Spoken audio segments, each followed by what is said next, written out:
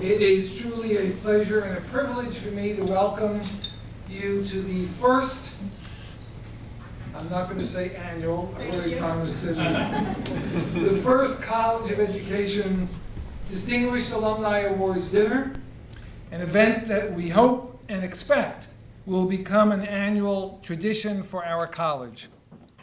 All of us involved with organizing this event very much appreciate you taking the time to join us for this very special evening. Indulge me for a minute as I begin tonight with a very brief story that comes to mind, and it's entitled Channeling John Dewey. Well, I might as well end right now. I already got a laugh. And it goes like this. Once upon a time, so to speak, a zealous school reformer of the old school, that is, an educator interested in progressive educational change, was weary from jousting with defenders of the status quo of traditional teaching. She heard about a spiritualist who was able to make contact with the dear departed John Dewey. So one evening, she went to one of the spiritualist's seances, and when her turn came, she asked the spiritualist to make contact with Dewey. After struggling for a while, the spiritualist reached America's most distinguished philosopher of the 20th century. The school reformer sitting at the table was, of course, thrilled. "Professor John Dewey," she said, "we have labored for so many years to improve America's schools, in particular to create opportunities to actively engage children in their own learning.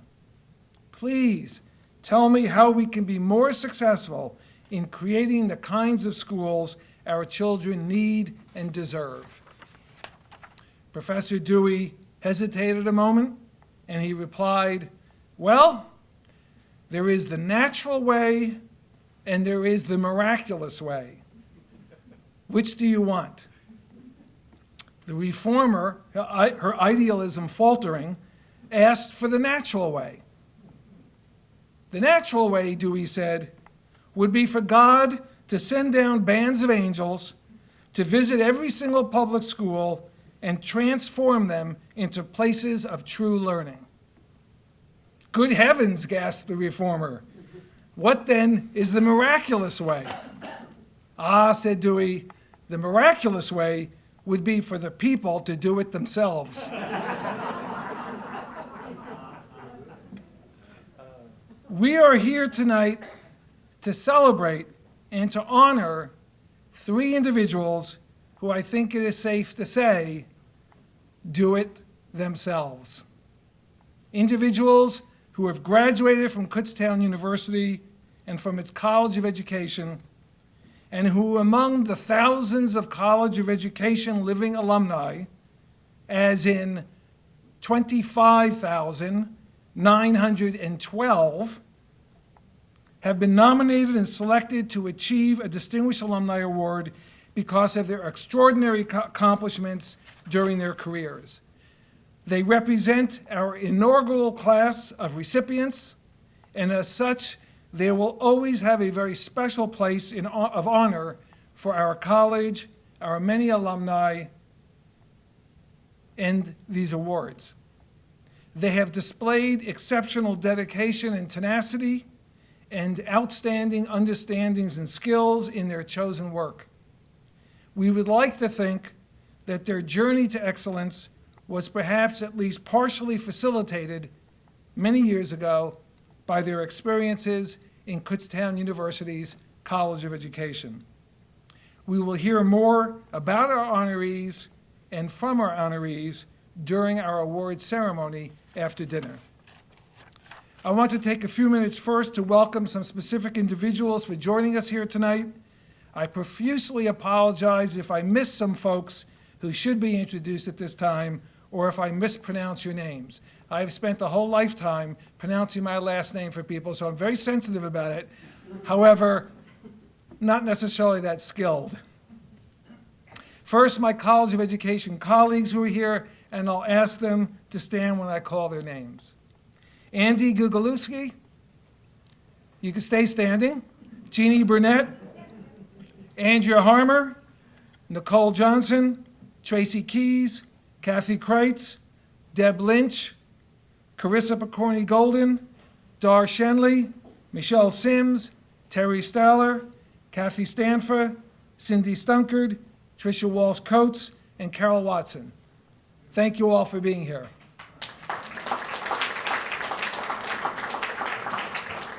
We initiated a College of Education Advisory Board this year, and I'm pleased that several members were able to join us tonight. Again, please stand when I call your names. Luke Boyd, John Emmerich, Susan Fietro, Michael Kelly, and Bob Pleece. Thank you. Others from across campus are here, and I know this will be a partial listing, but I thank them for their support as well, including Andrew Arnold, Chair of the Department of History.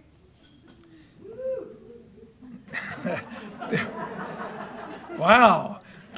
David Bucher, Dean of the College of Liberal Arts and Sciences. Nikolai Blikar, if he's here, who is a member of the KU Council of Trustees, he's expected. Kathy Federici, who is a, how far wrong was I? Really bad. Oh. Does it start with an F? Close enough. What is it? I wasn't that far, was I? No, it wasn't. Maybe the microphone got in the way. And she is an ex officio member of the Alumni Board of Directors, and she has two others from the Alumni Board with her, Dan Price and Lauren Keller. Did I get that right? Okay, great. Andrea Kirschman, Associate Provost for Retention and Student Success, is here. Karen Rausch, Associate Dean for the College of Liberal Arts and Sciences. Tracy Thompson will be here soon, Executive Director of KU Foundation Alumni Relations, and Jeff Werner, Director of the Office of Grants and Sponsored Projects. Thank you all. Finally, it is my pleasure to welcome our Provost and Vice President of Academic Affairs, Ann Zayats, and ask her to share her own words of welcome with you. Dr. Zayats. The university, of course, started as a college of education, so it's difficult sort of to put that moniker on our graduates. I had, in the latter part of 2016, I had the distinct pleasure of meeting one of your fellow graduates, a woman who graduated from Kutztown University in 1935 and turned 100. And she is delightful. I showed her a picture of the president's house. I said, do you recognize this? She said, oh, yes, of course, that's where Dr. Rothermel lived. Okay. Growing up in the Lehigh Valley, the effect of the College of Education from Kutztown University is widely known and certainly shaped who I am. Many of my teachers in elementary and secondary schools are graduates of the College of Education as well. I appreciate all of the sage wisdom from the advisory boards, both the Alumni Advisory Board back there in the back and the College of Education Advisory Board. We delight in your perspectives and the wisdom that you can share with us from your own experiences and perspectives. Those of you who are here this evening to be honored, I just want to thank you for honoring all of us. As alumni of Kutztown University, you make it very easy for me to be proud about this university and the kinds of things that we do here, so thank you in advance to you getting your awards. To the faculty, you know that we couldn't do it without you, so for all of you, for everything that you do at this very, very busy time of the year and all the rest of the year as well. Thank you for all the time and effort, encouragement, prodding, I don't know, enticement, whatever else that you give students so that they become successful. And as I often say to students at this time of the year, it is the best joy of being a faculty member, I think, is when those graduates turn around at some point down the road and look back and share with us their successes. And so I wish to the faculty that you continue to enjoy those gifts from our graduates. And particularly, I want to thank Dr. Teitelbaum for all of his leadership and for bringing this idea to fruition here at Kutztown. It is long overdue, and it is truly, it is with great thanks that I want to thank him for doing this. And so if you would just help me do that before we have dinner, I think that would be very appropriate.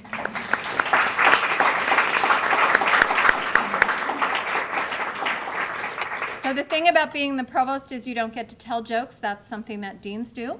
So with that said, I don't have to do that. And so I believe that, Tricia, you're ready to serve dinner. So enjoy your dinner. So it's an honor for me to be able to introduce you to Dr. Morell Boone.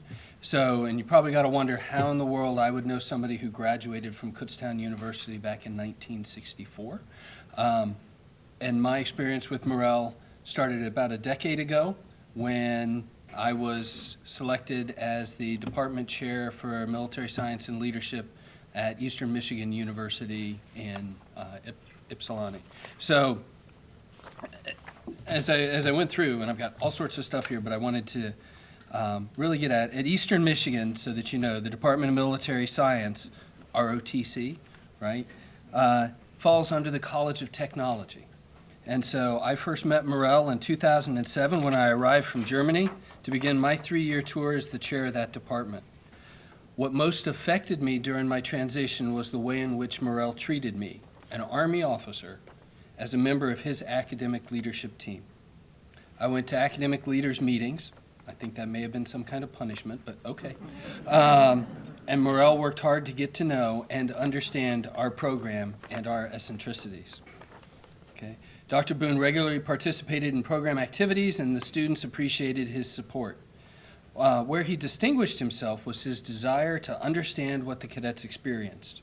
We were able to arrange opportunities for him to undergo portions of ROTC training, where he attended a summer training session, and there was a picture of him rappelling that he had up on his wall. Okay?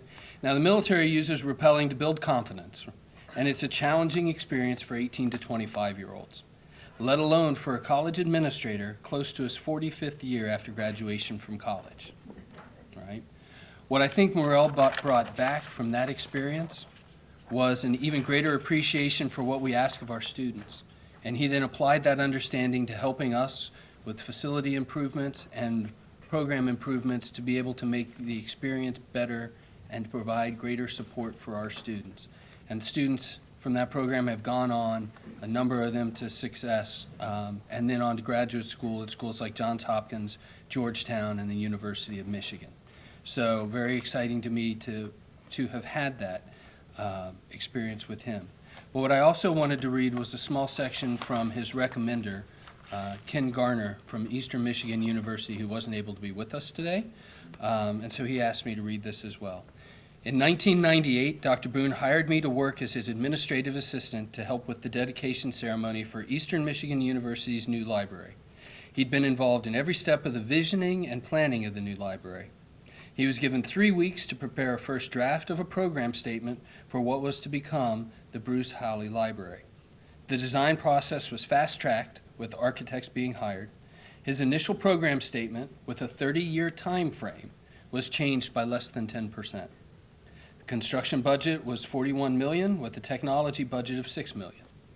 Included in the budget was funding for an automated storage and materials retrieval system.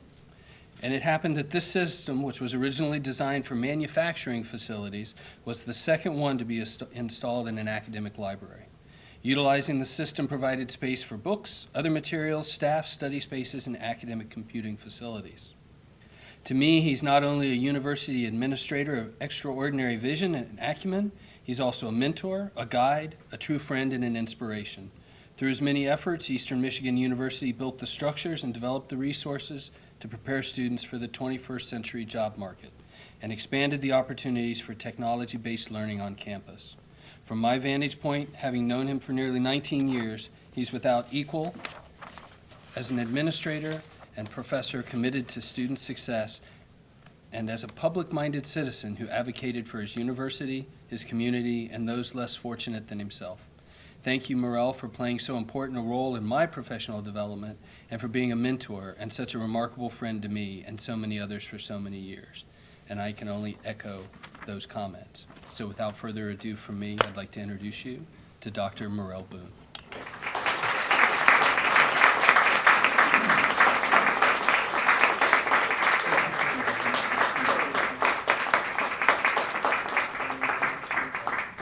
Thank you. That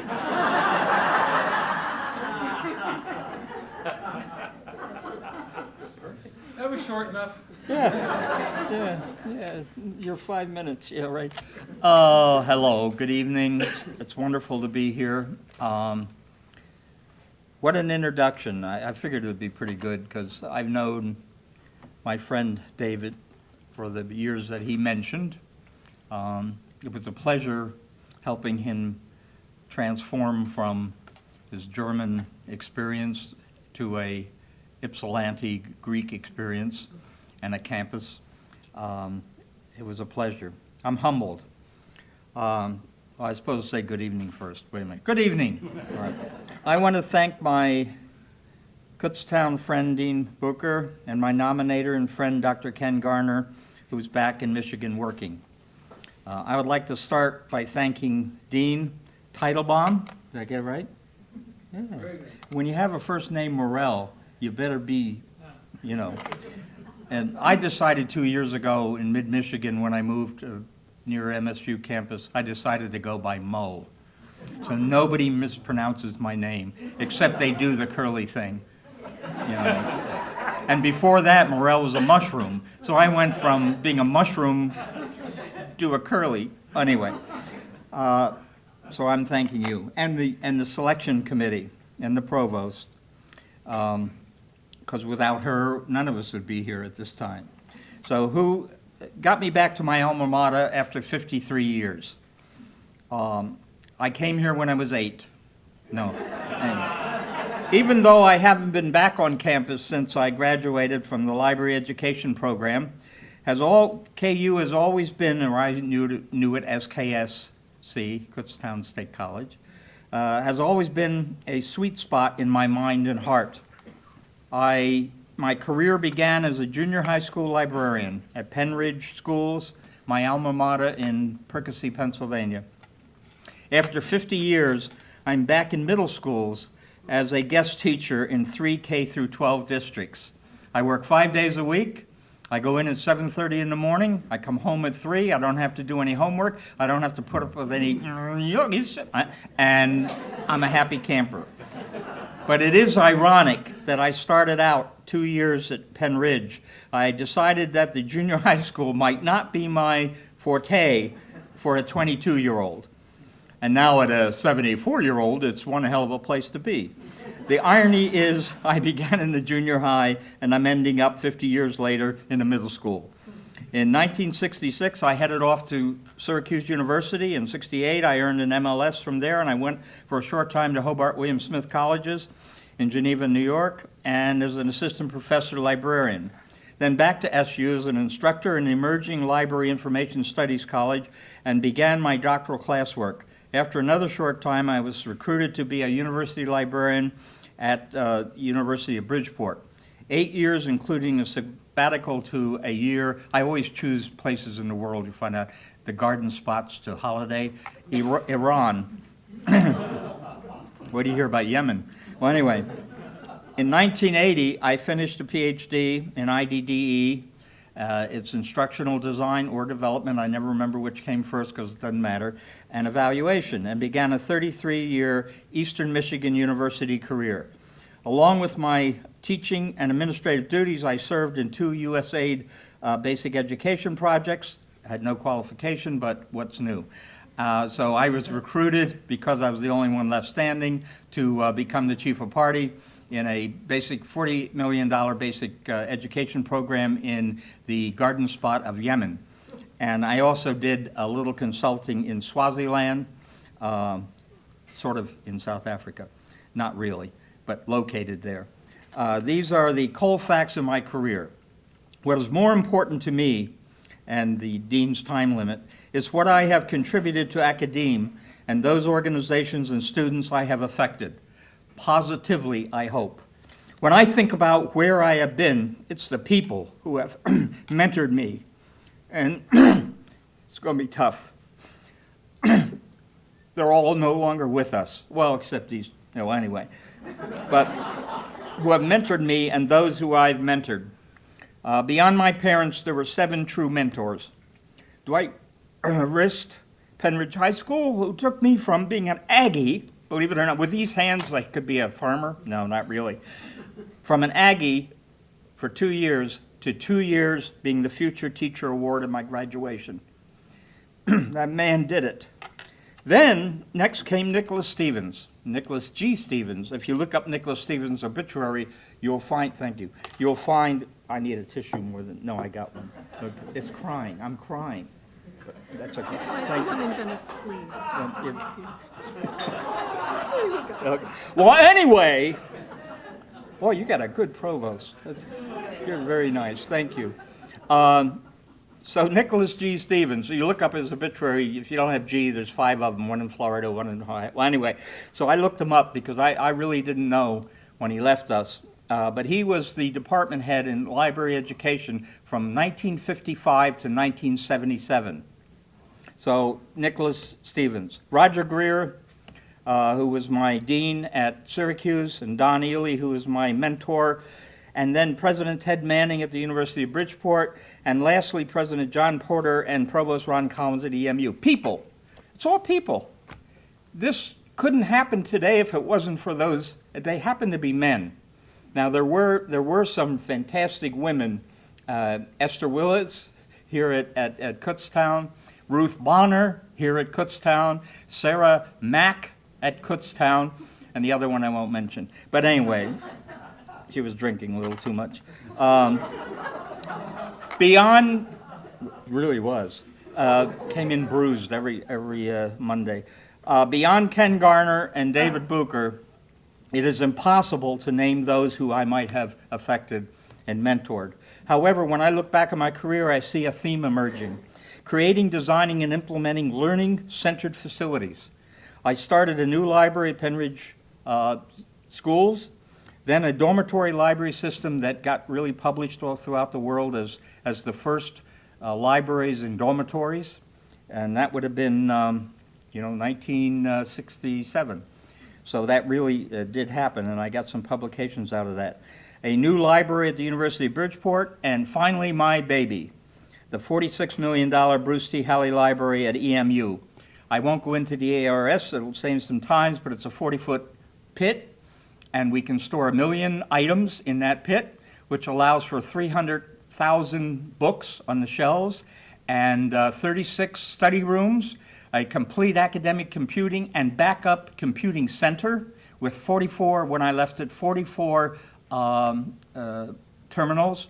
And it also had, it was the first library with an actual computing room with a raised floor. And it had 24 communication rooms throughout the building, plug and play. And I put in 3,250 utility outlets, grounded, okay, 1,200 network ports, which could go up to 3,000. But then Wi-Fi came in and, shut it down. Anyway, hey, I was behind my time. Anyway, what happened was I designed this in 1992 for 30 years. And so I called it, I thought I should say this, I called it a cybrary. And a librarian in Indiana and myself came up with that. And it was Cy for the electronics and Brary for the library. So my consulting firm became Cybrary LLC. And so this got me around the world. And also it got the students, when I was out of the job, For 21 years I was in the job. I was Dean of Learning Resources and Technologies. New president came in, and he only lasted 4 years, but a new president came in and said, I want this to go back to the traditional library. And so I had tenure in the College of Technology. And what happened was I became a real dean. I had been Dean of Learning Resources and Technologies, and my best friend and provost kept reminding me, you're not a real dean. And so unfortunately, he passed away before I became a real dean, but I know he's up there, and I know he's going, oh my God, he's a real dean. So for 6 years, I was able to lead the College of Technology. But this building that we created, I had a regular architectural column in the Journal of Library High Tech for 10 years. I did 4 articles a year on all of the things that are happening around the world with libraries. I assisted in building of a mine-like facilities in California, Georgia, New York, Ireland, UK, Brazil, and South Africa. In 2001, a new president came in. I told you that and kicked my ass out. Anyway, and so then I became the professor of technology studies. Then I became director of the new School of Technology Studies. Then I became dean of the College of Technology. Then I substitute teach. After actually I did 2 years of training of academic professionals in Ho Chi Minh City, off and on for 2 years. That was quite a treat. So, but if I hadn't done the building, so my most proud duties as dean was to provide the home for our OTC program, which has been mentioned. One of my department heads, another high point was the implementation of a new PhD program. Of course, the deanship had an international component. I added China, Taiwan, Vietnam, and the Philippines to my list. Don't like to cut the grass. Okay. In conclusion, at home, travel. Anyway, come on. Don't like to cut the grass. Oh, in conclusion, I need to credit Kutztown State College. And believe it or not, just so everybody knows, the rest of these have heard it over and over again, I was the first of one of the many residents of Rothermel Hall, 1960. And I'm proud that it's still existing. I was told by John that Chez Nous, which was my second home, no longer exists. So I need to credit this institution with providing a solid academic and extracurricular foundation. It all started with Dean John B. White. When we met in the auditorium, Schaefer Auditorium, yeah, look to your left, look to your right, one of you won't be here. And then Dean Cyrus Beakey called me in, and I guess I was the one, because he said, you know, your GPA of 0.5 on a 3 system is not exactly what we're looking for. And furthermore, you know, why do you want to be a history major? What are you going to coach? And he introduced, now he didn't say that, another guy did, but I put it in there. Writer's license. What do you get? He's dead. You're not going to check on it. Anyway, he introduced me to the department head, Nicholas G. Stevens, who was to save my college life. He made it all possible. Why he wanted me was he had 67 female students and no males. So I was it. Later on, he called me the little politician. I wasn't much of a male, but I was a good politician. And I helped him, and he helped me.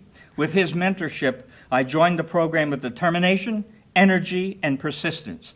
Nick called me his little politician. Other professors in the program, such as Sarah Mack, Ruth Yost, were very important. And a history professor, Esther Willits, was very important. Ruth Bonner, who was my coach in forensics. And I was in the marching band. Can't remember the guy's name because he wasn't that important, but I was in the marching band. He pulled me out of the dorm one day. They were going to have dedication. The governor was coming. He says, "What instrument you play?" I was sleeping, and I said, "I don't." He says, "Good, drums." So the first trumpet asked me not to play after we would be marching because I had the wrong beat. But they put up with me. I got in the track program. I couldn't do anything, so I was made manager. But I did do forensics, and I did do band, and I did do track, and that's the other part of Kutztown. No other place can I think of that would have put up with me in those extracurricular activities. With his mentoring in the small town family of Kutztown atmosphere, I excelled and got many of my learning-centered ideas used throughout my career. And with Professor Stevens' urging and recommendation, I got to Syracuse University, and I built on that with the MLS, and then I went on to a doctorate. So I've been very fortunate to be recognized in Who's Who. Since 1986, I was honored by President Carter for my work in Iran and getting on the Penn Ridge High School Wall of Fame, inaugural edition. At EMU, having a Computing Commons named for me, ROTC's Wall of Honor, and receiving emeritus status. But tonight is the special one. My undergraduate institution is recognizing me for my academic professional endeavors. For this, I am grateful, and believe it or not, totally humbled. Thank you so much.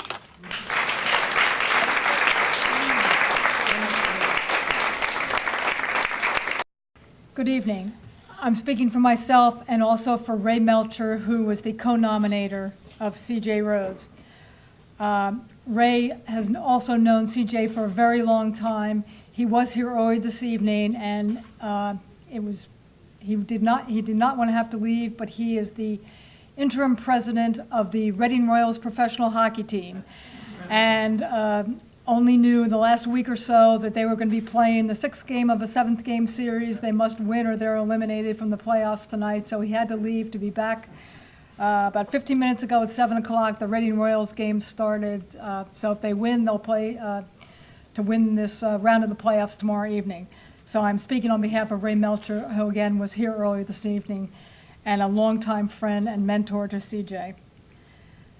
Dr. Christine J. Rhoads, or CJ for those of you who know her, is one of those people who leaves you breathless listening to all of her accomplishments. I'm only going to go through a few of them. I've known CJ for more than 30 years. She was born and raised here in rural Berks County, and as a child she had her heart set on being a special education teacher. So she got her degree in special ed here at Kutztown and started teaching for the Berks County Intermediate Unit. But a few years down that path, she discovered that she had an entrepreneurial soul that she could no longer ignore. So in 1986, too naive to know any better, she started her computer training firm called Computer Educational Services. Within a year or two of that, I remember CJ coming to my office. I am a certified financial planner and the founder of Financial Planning Advisors in Wyomissing. I remember CJ coming out to my office and teaching us not only how to hook up our computer hardware, but how to use the computer software on our very first PC computers that we had. So we are continuing the interrelationship of computers and educational technology here this evening. 8 years after founding the company, after a very successful run, she sold Computer Educational Services to High Tech Connections. And Ray Melcher, who, as I said, was the co-nominator earlier, was the owner of that company that she sold out to. CJ was determined to get her doctorate before she turned age 30. She earned her doctorate in educational technology from Lehigh University with a minor in business administration 1 month before her 30th birthday. It was a good complement to her master's degree from Temple University in educational psychology with a focus on instructional design. CJ earned her entrepreneurship chops in 4 different startup companies. 2 were very successful, the other 2 not quite so much. She also garnered significant corporate experience by spending almost a decade as a vice president in 2 large financial firms in Delaware.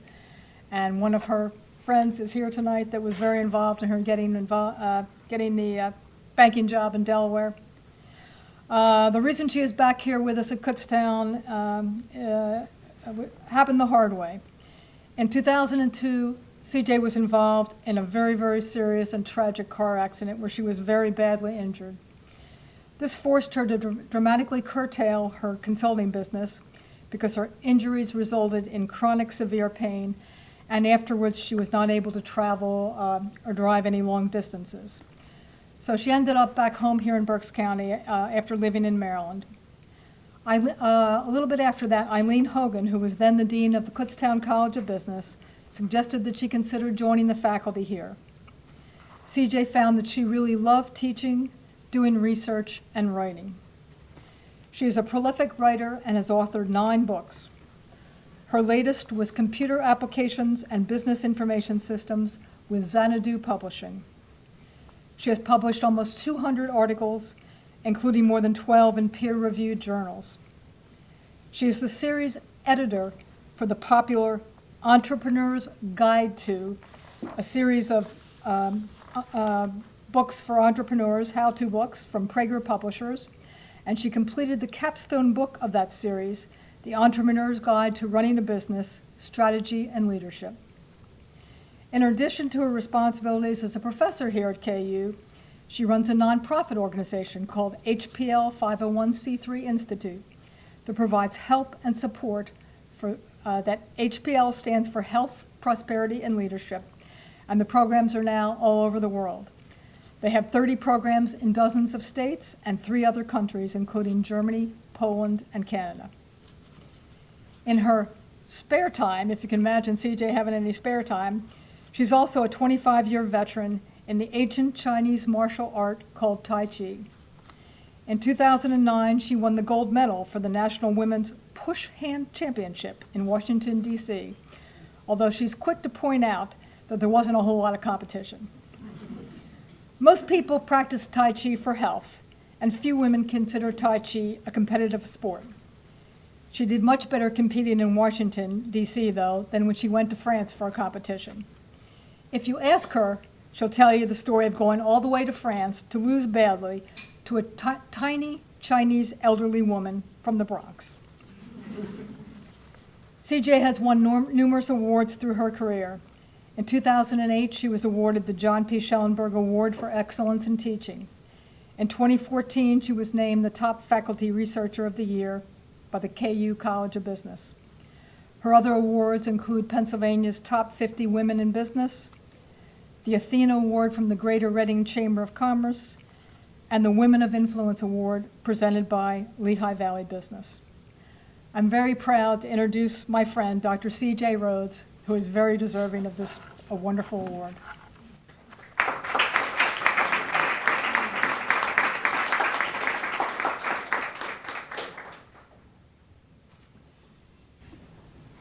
Thank you so much.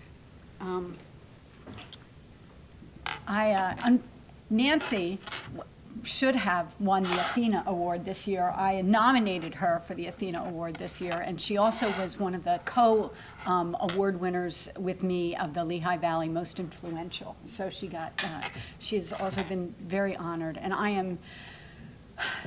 am overwhelmed with all of the attention. Get my speech out.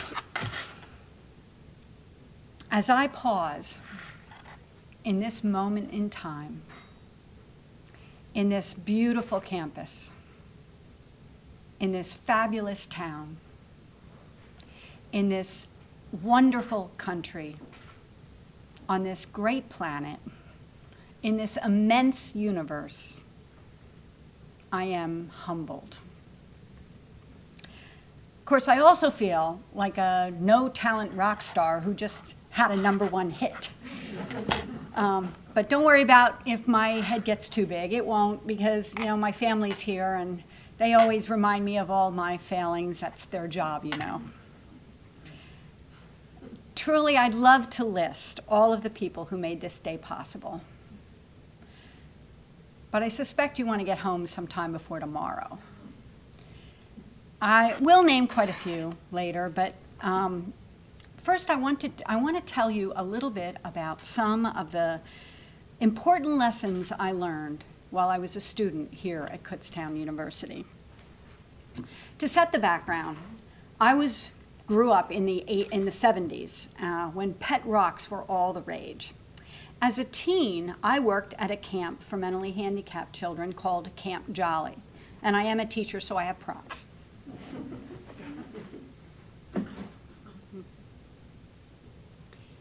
This is my Camp Jolly t-shirt.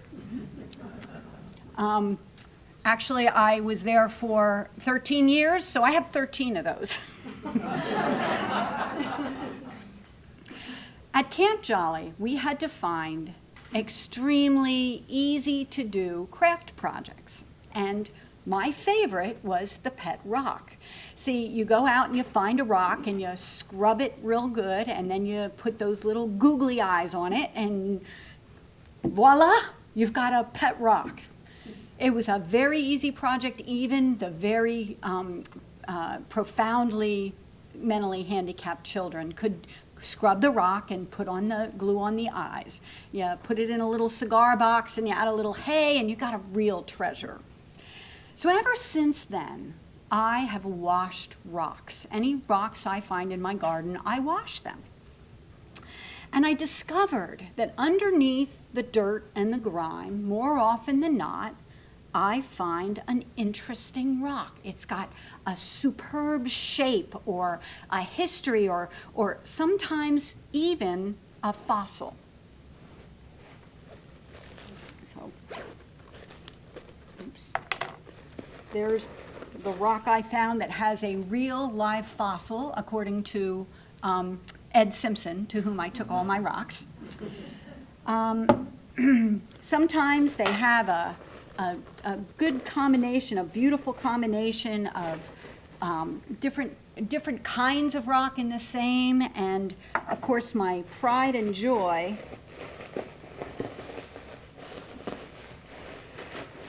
is this sandstone rock with this very kind of eggy looking thing at the end, and I was convinced that was a dinosaur egg until I took it to Ed Simpson, and he said, no, that's not a dinosaur egg. He did, however, tell me that this rock is 200 million years old, which I thought was really cool.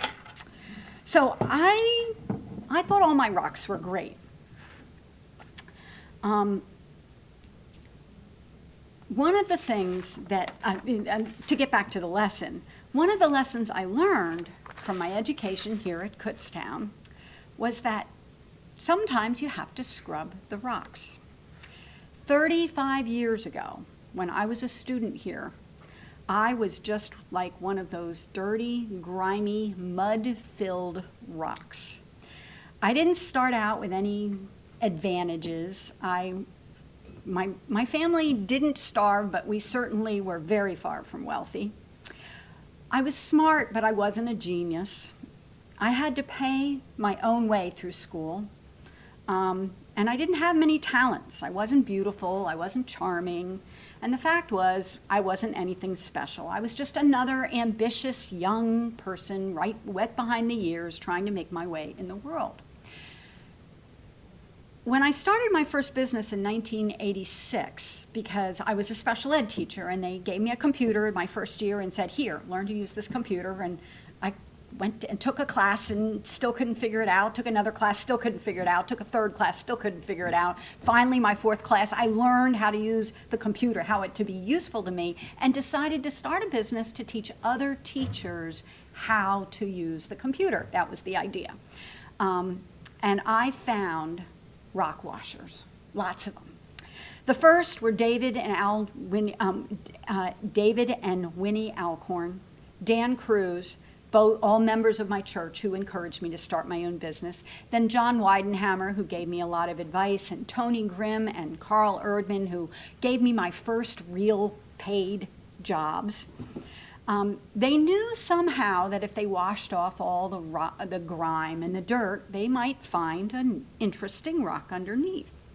They were followed by Ray Melcher, who nominated me for this award, and Nancy McGee, who also nominated me, and Jim Pruitt, who wrote a wonderful letter of recommendation, all mentors of mine, but also followed by many others, including Paul Sable, Ed Barrett, Jack Brott, Kevin Wren, John McNamara, Stephen Sperling, John Lucht, Tom Casey, Joe Puglisi, Francois Dumas, Vanessa DeMauro, Marcia Egan, John Morgan, Alan Weiss, Jeff Olson, Trish Dahl, Jim Collins, Dave Bossler, Joe Rain, Fred Best, Pete Musser, Jack Romick, and probably a dozen more that I'm forgetting. But another lesson that I learned was the power of combining simple steps and patience. 2 years after my devastating car accident in 2002, I was still in severe, unending chronic pain and dealing with a lot of brain damage issues, including prosopagnosia, dyschronometria, and typographono, whatever, I can't pronounce any of them. They're all fancy ways of saying I can't remember faces, I can't remember dates and times, and I can't remember places. So they're things that I had to get around. And my doctors told me, after 2 years, they said, you're not going to get any better. That's all you're going to get. You're not going to regain what you lost. But I had spent the first 5 years of my life as a special ed teacher. And I knew that I just had to keep on trying again and again. When I taught handicapped kids, sometimes I had to teach the same lesson in dozens of different ways. Sometimes even hundreds, actually. Always using slightly different variations, different methods, until finally one caught on and they finally understood what was going on. Well, in this case, I was on the other side of that. It took me years and trying dozens and dozens of different treatments and therapies before I finally found the combination that allowed me to manage my chronic pain and work around the stupid brain damage issues. I have a strict regime that works for me, keeping me productive and successful. And another lesson, I didn't have to do any of this alone. From my Tai Chi teachers and Pilates teachers, which, let me take a little time to name: Rick Marth, Janet Louise, Maggie Newman, David Chen, Lee Shealy, Betsy Chapman, Bill Douglas, Yang Yang, Michelle Wirtz, Tracy Tangradi. To my doctors and therapists: Jonathan Driesen, Martin Cheadle, Molly Tamblay, Carol Tennyson, Herbert Avart, Polly Truax, and J. Michael Clark. To my fellow faculty here at Kutztown: Eileen Hogan, Jonathan Kramer, Keshav Gupta, Okan Akche, Don Martin, Doc Ogden, Dan Goldberg, and Ernie Post. These people and more, but most especially these people, are to blame for all my success. Steve Covey defines leadership as the ability to communicate to people their worth and value so clearly that they see it in themselves. I've been scrubbed by a lot of people over the years. They've communicated that value to me.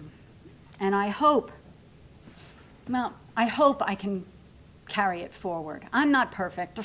The truth is I screw up more often than I get it right. Just, ask the people who've been around me when I put my foot in my mouth or said something stupid or insensitive. Sometimes we all need the help of a scrubber. But all my marvelous scrubbers have scrubbed off the dirt and made me a success. I hope that I can find others and share with them their potential and value so clearly that they see it in themselves. In 1986, I left my chosen field of teaching to start my first business. Who knew then that my journey would take me full circle back here to Kutztown University, teaching again, living the lessons I learned as a student here? Thank you.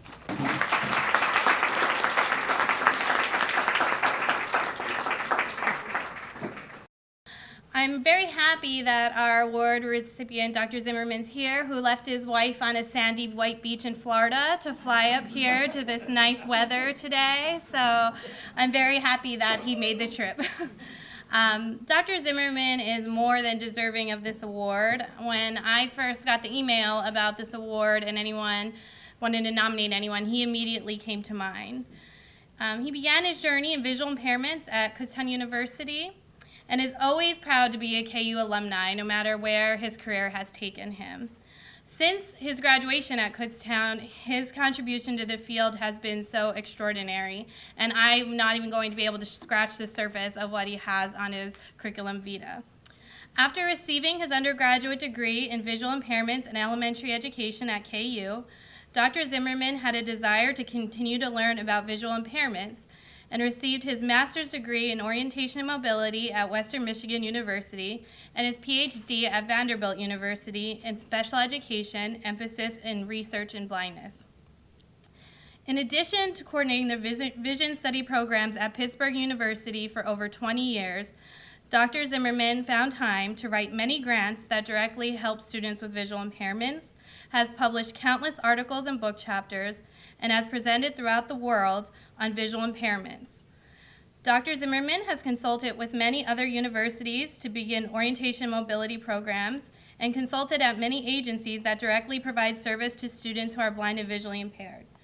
Throughout his career, Dr. Zimmerman continued to reach out to our own KU students to discuss opportunities after graduation and always coordinated our students to be able to go and volunteer at the State Vision Conference in Harrisburg. Personally, when I was first hired at Kutztown University, he was one of the first to congratulate me and offered to help me or answer questions in any way he could. Dr. Zimmerman has received many awards for all of his work that included national and state service awards. I'm excited that he was chosen to receive an award from KU, where his vision career first began. I hope that one day in my field I can accomplish half as much as he has and my CV could grow, but I don't think it'll grow quite as much. Congratulations, Dr. Zimmerman, on the Alumni Award from Kutztown University. Nicole, I don't think you have to worry about that. I think you're already on a good path of not only being a leader here in Kutztown, but on a national basis as well. So, Provost Sayetz, Dean Teitelbaum, fellow honorees, honored guest, family and friends. As Nicole said, unfortunately, my wife Sandy is back in Florida. She sent me a beach picture this afternoon. She was not able to make it with me on this trip, but I am happy to say that my sister, Peggy, is with me this evening celebrating this event. So, yes. It truly is an honor to not only receive a Distinguished Alumni Award from my alma mater, but it is extra special to be a part of and included in this distinguished inaugural group. I am indebted to Dr. Johnson for nominating me because I know that there are many more distinguished alums from KU who are more deserving of this honor.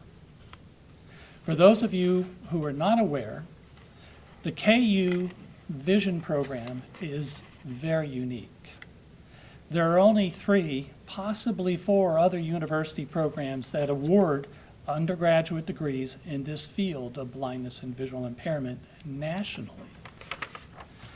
Thanks to the advising and mentoring of Dr. Johnson, and before her, Dr. David Ross, who is also joining us this evening at our table, and before David, Mr. Harry Lasky. Anybody in the room know the name of Harry Lasky? Yes, there are a few people.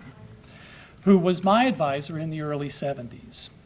The KU program has not only excelled, it has had an amazing impact nationally upon the field of blindness and visual impairment. I was fortunate to have graduated from the program in 1973, early in the program's development. But many others who were mentored by these individuals have gone on to other university leadership and research positions all across the United States. In addition to grooming nationally recognized leaders, a KU Teacher of the Visually Impaired grad is recognized regionally as a well-prepared teacher ready to serve the educational needs of students who are blind and visually impaired, both in public and in specialized schools. I commend Drs. Johnson and Ross for making the KU Vision program the gold standard for other undergraduate vision programs to emulate. Everyone who knows the KU Vision program knows of the quality of the graduate and holds the program in high regard. it certainly has a stellar reputation and rises above the rest of the undergraduate programs in the United States. Dr. Johnson was gracious in highlighting some of my contributions to the field. While I am proud of my scholarship and my impact I've had upon my profession, I believe that the most important contribution was made in the relationships and friendships made with all of my master's and doctoral degree students. Never really had an undergraduate student in my life, but in my entire career I've only had master's and doctoral students. In fact, one of my former doctoral students and graduate is Dr. Ellen Ross, who just happens to know Dr. David Ross very well. And Ellen is with us this evening as well. I'm proud that she's here to join us.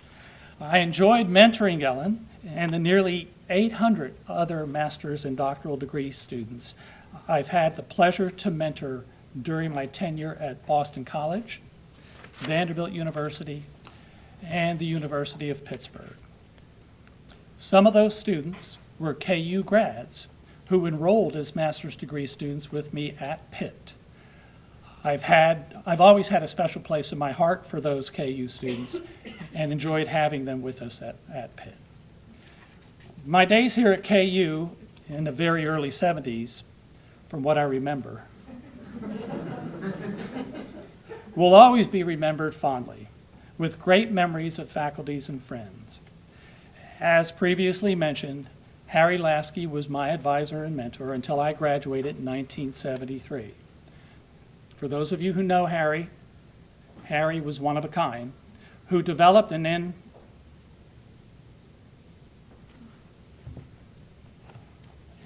I swore I wasn't going to do this, and Mo, you made this happen. It's the podium. It's the air. You better look out at everybody you know what. Harry was one of a kind who developed and then ran the program until his retirement in 1991. So I remained close to Harry as a colleague and a friend until his passing in 2008. In fact, I continued to remain in contact with Harry's wife, Clara May, until her passing this past December. I still remain in contact with their daughter, Claudia. Dr. John Schellenberg, who wrangled me into becoming a part of the development of the first freshman orientation Entra program in 1971, was also a big part of my professional development. While here, I had the pleasure to serve on the student newspaper staff, the Keystone, the concert committee, where I worked backstage during numerous concerts, affording me the opportunity to meet various artists, including Stevie Wonder, which was the highlight of my time. And not only because he was blind. He was a great musician. And as a resident assistant in Dietrich Hall, and then later as a head resident of Beck Hall. Having mentors such as Harry and John were pivotal to me during those years. They not only developed me academically, but they fostered skills that I would later use with my own university students, and in fact, the skills that got me here today.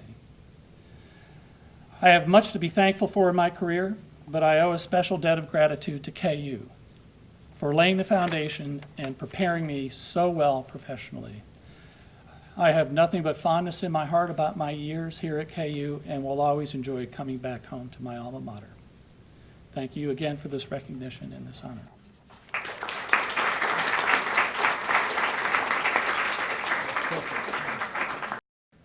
This has been a very special evening for the college. Indeed, I think an inspiring and encouraging one.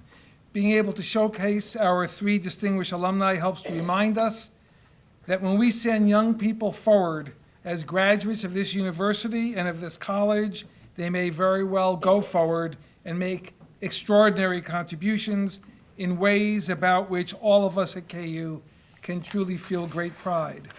Channeling John Dewey again, these individuals did not wait, are not waiting for any intervention of any kind, but instead are doing it themselves. They stand as role models, I think, for all of us.